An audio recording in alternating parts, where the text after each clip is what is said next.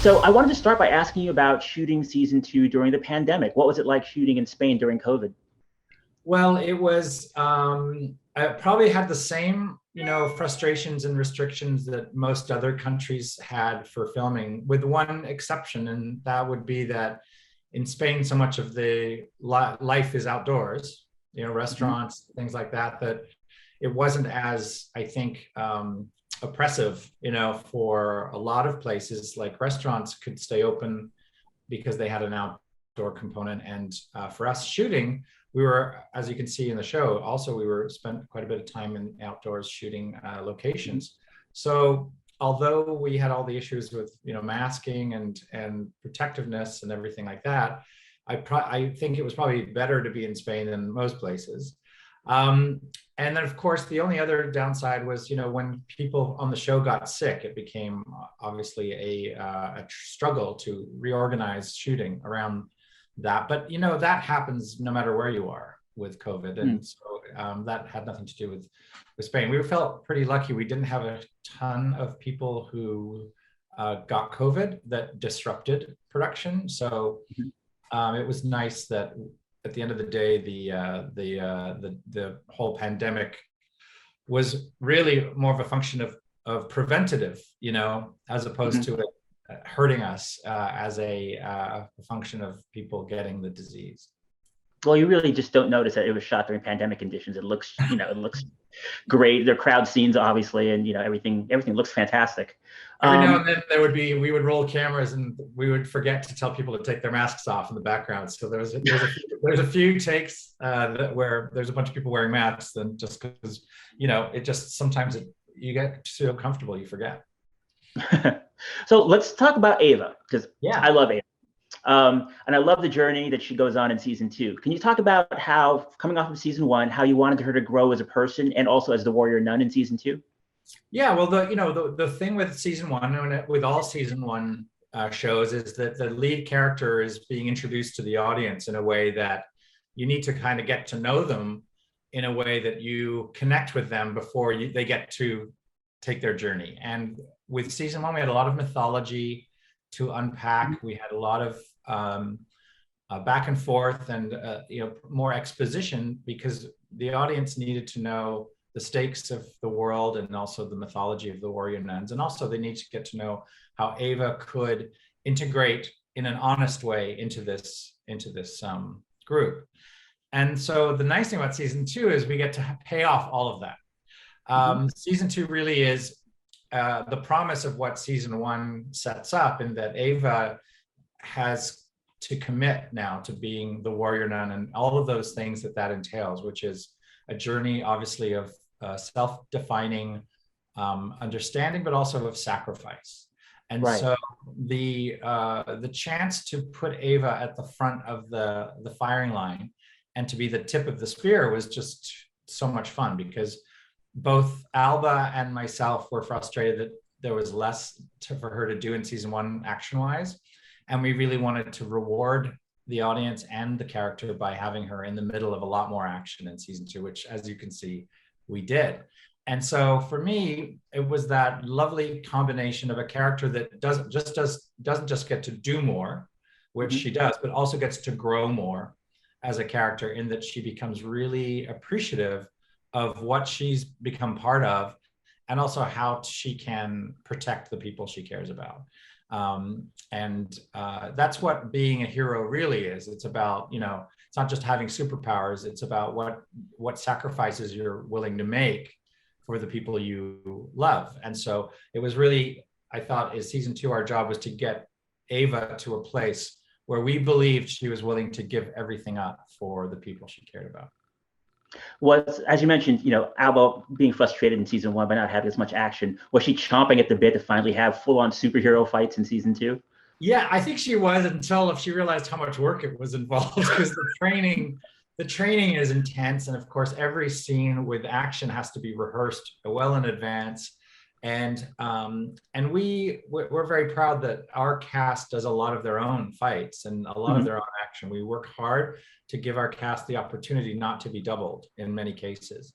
So while there are certain situations where we do want to have a stunt double because there's an inherent danger, for the most part, Alba did all of her own stunt training and all of her own fighting, except for certain moments. And that was great for her. She's a physical person. She's a physical actor. She's a trained gymnast. She's got great skills. And so to not put those skills to work seemed really crazy. And also she took to it really well. She loved working with the stunt coordinators. The stunt coordinator loved working with her.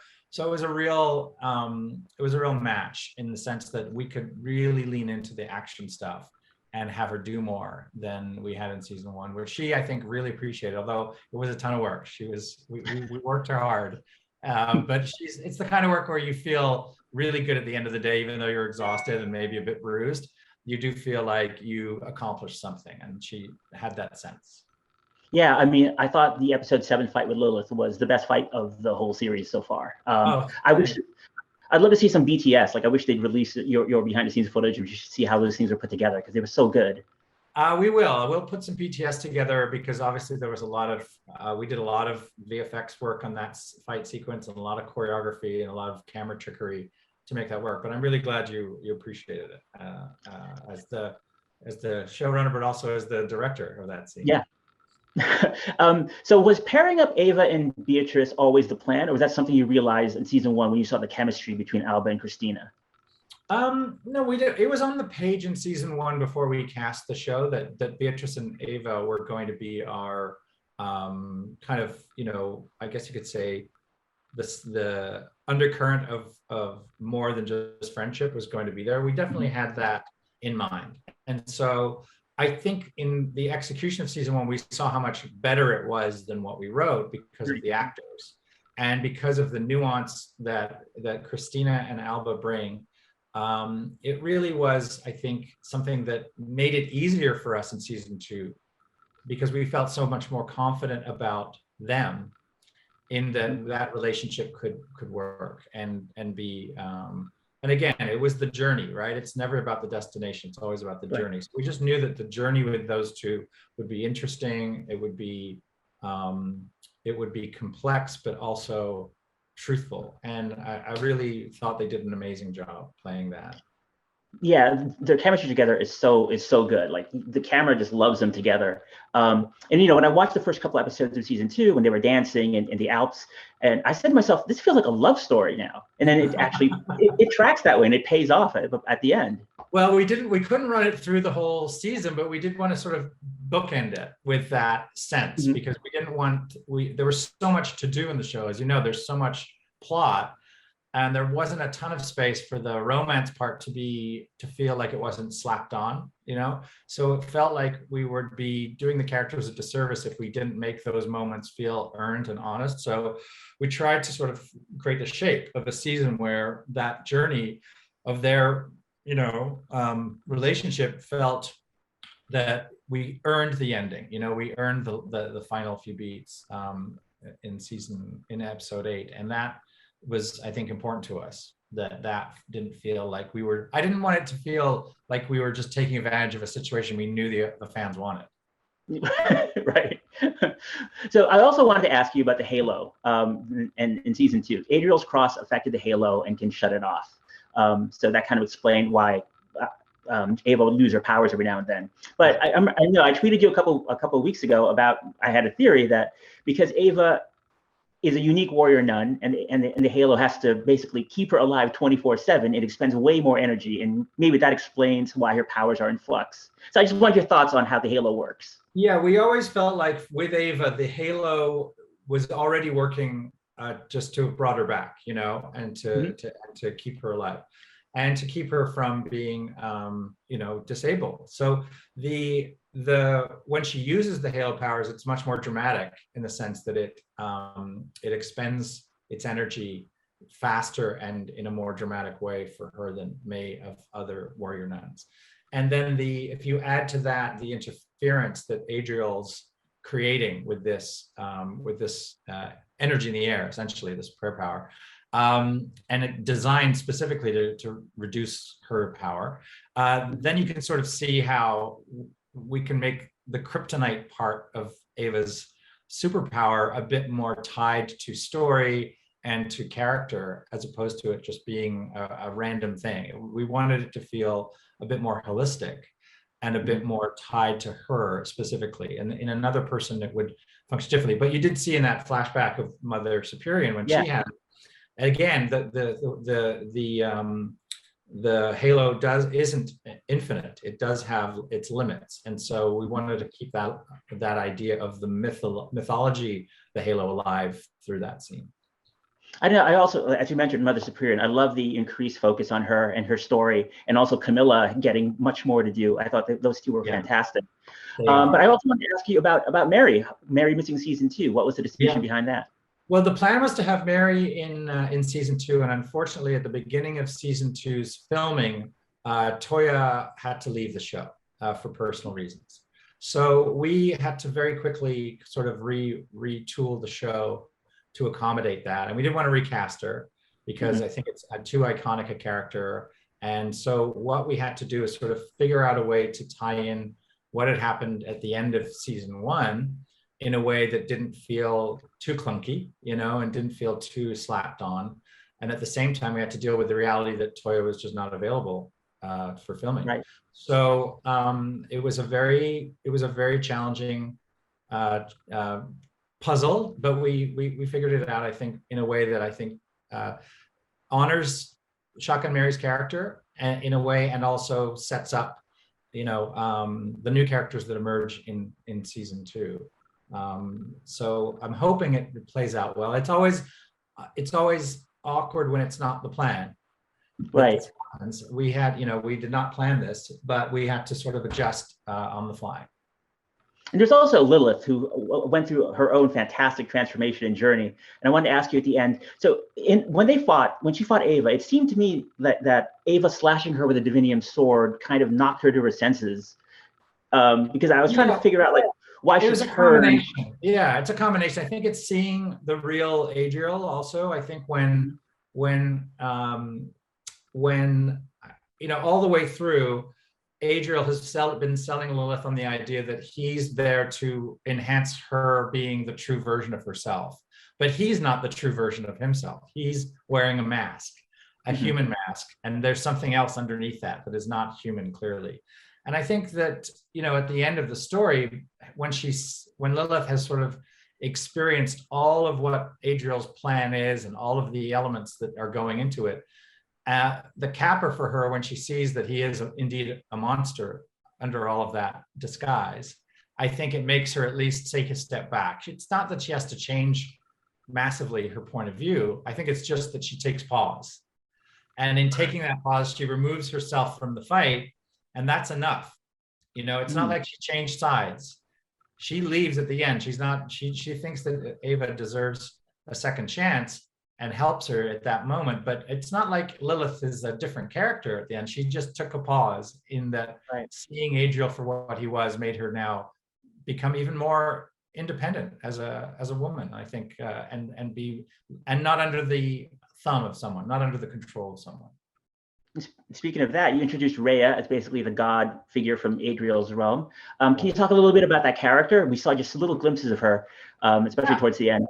Well, Raya's an idea we had from season 1 about Adriel's flight. We knew that Adriel was an escapee with the halo, that he had stolen it, and that he had crossed over, cut a hole into our world from his, and that there would be someone after him. So we knew that was something we needed to pay off. But we thought there was an opportunity to combine that mythology with what happened to Michael, and also with the larger story of this alternate dimension that lives alongside ours. And that there are stakes in our universe that we on Earth, we're so focused on ourselves and our own thing, we have no idea that we're part of this bigger universe or other things are happening. So we wanted to at least plant the seed that there was a political system of some kind, not politics in the traditional sense, but a hierarchy of worlds out there, and that Raya could represent that, and also represent a threat to Adriel and potentially a threat to our world, inevitably. So the idea was really to personify that in a way that people could see a face, and we cast Andrea, who's amazing, and we wanted just to really try and make the audience feel like there was a bigger universe out there that they hadn't seen yet, and she was the representative of that. I really like in the end also when Ava went into Adriel's realm. It felt to me like King Arthur going into Avalon, like she's the once and future warrior nun. I really dug that. Oh, good. I mean, it's a very, obviously there's so many emotions in that moment, because on the one hand, we want her to live, and on the other hand, we don't want her to go. But yes, we wanted to keep it, like you said, a little bit kind of mysterious and spiritual, so that is she going to heaven? Is Raya God? Is all of these things were sort of designed to ask questions of like, well, maybe we have misinterpreted everything in the religious text, and it's actually about this alternate dimension, but then maybe that's not true. And there is, in addition to all of that mythology from religion, but we never wanted the show to be about religion. We wanted it to be about people. And so at the end of the day, it was really taking advantage of a really rich mythology and helping that make everything feel much bigger and more kind of vital. Well, I mean, Simon, I wish I had an hour to talk to you. There's so much more about the show I really want to dig into. I'm really hoping, of course, that Netflix renews it for season 3. Do you have plans? I assume you have plans for season 3? Well, loosely, yeah. I mean, we did discuss in the writers' room. Of course, when you end a series as writers, you want a season. You always want to make sure that you've not written yourself into a corner. And yes, we did have a notion about what season 3 could be and how that would look. But of course, it's up to the fans. If they show up in big numbers, Netflix will make the right decision. And so hopefully that's what will happen.